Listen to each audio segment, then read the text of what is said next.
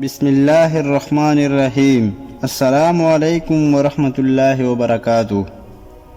حضرت عبداللہ بن عمر رضی اللہ عنہ تعالی عنہ فرماتے ہیں کہ میں نے رسول اللہ صلی اللہ علیہ وآلہ وسلم کو یہ ارشاد فرماتے ہوئے سنا،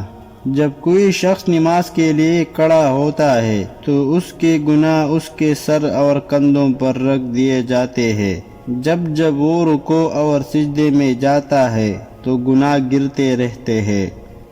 آپ صلی اللہ علیہ وآلہ وسلم نے فرمایا، 5 چیزیں کھانے سے حافظہ تیز ہوتا ہے: مٹھاس کھانے سے، جانور کی گردن کے قریب کا گوشت کھانے سے، مسور کی دال کھانے سے، ٹھنڈی روٹی کھانے سے، آیت الکرسی پڑھنے سے۔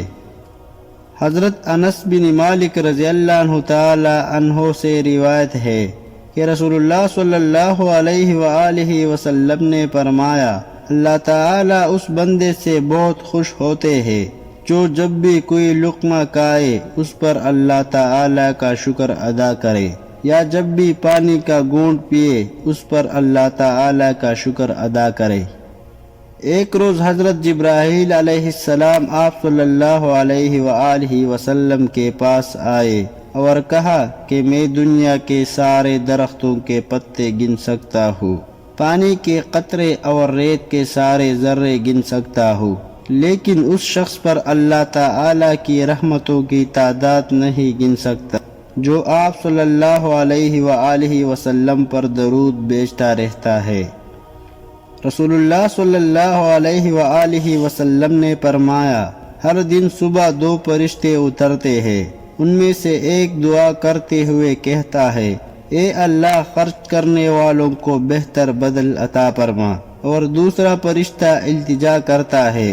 اے اللہ جو خرچ نہ کرے اس کا مال طلب فرما دے۔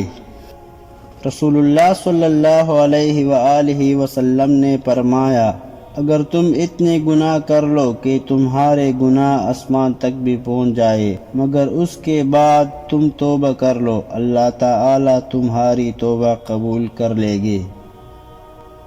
رسول اللہ صلی اللہ علیہ وآلہ وسلم نے ارشاد فرمایا، قرآن پڑھا کرو کیونکہ قیامت کے دن یہ اپنے پڑھنے والوں کے حق میں سفارشی بن کر آئے گا۔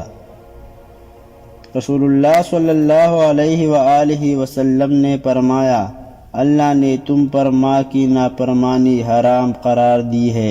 اور والدین کے حقوق نہ دینا اور نہ حق ان سے مطالبات کرنا بھی حرام قرار دیا ہے۔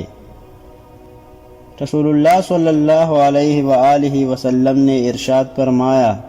بہترین خیرات وہ ہے جسے دینے پر آدمی مالدار ہی رہے، اور ابتدا ان سے کرو جو تمہاری نگرانی میں ہے، جن کے کھلانے پہنانے کے تم ذمہ دار ہو۔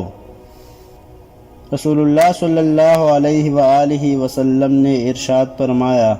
جو شخص دوسروں کو نیک عمل کی دعوت دیتا ہے تو اس کی دعوت سے جتنے لوگ ان نیک باتوں پر عمل کرتے ہیں ان سب کے برابر اس دعوت دینے والوں کو بھی ثواب ملتا ہے، اور عمل کرنے والوں کے ثواب میں سے کوئی کمی نہیں کی جاتی۔ اور جو کسی گمراہی و ضلالت کی طرف بلاتا ہے تو جتنے لوگ اس کے بلانے سے اس پر عمل کرتے ہیں ان سب کے برابر اس کو گناہ ہوتا ہے، اور ان کے گناہوں میں بھی کوئی کمی نہیں ہوتی۔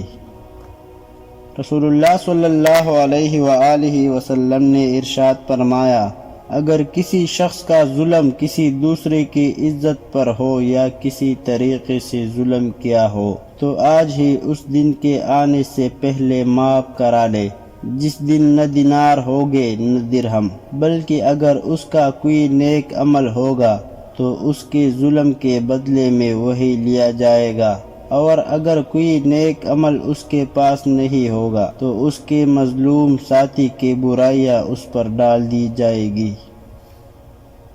رسول اللہ صلی اللہ علیہ وآلہ وسلم نے فرمایا، جب اندھیرا چھانے لگے یا رات تاریک ہونے لگے تو اپنے بچوں کو باہر جانے سے روک دو، کیونکہ اس وقت شیاطین پھیل جاتے ہیں۔ جب عشاء کی پہلی ساعت گزر جائے تو انہیں چھوڑ دو، اور اللہ کے نام لے کر گھر کا دروازہ بند کر دو۔ اللہ کا نام لے کر چراغ بڑھا دو، اور اللہ کا نام لے کر برتنوں کو ڈھانپ دو۔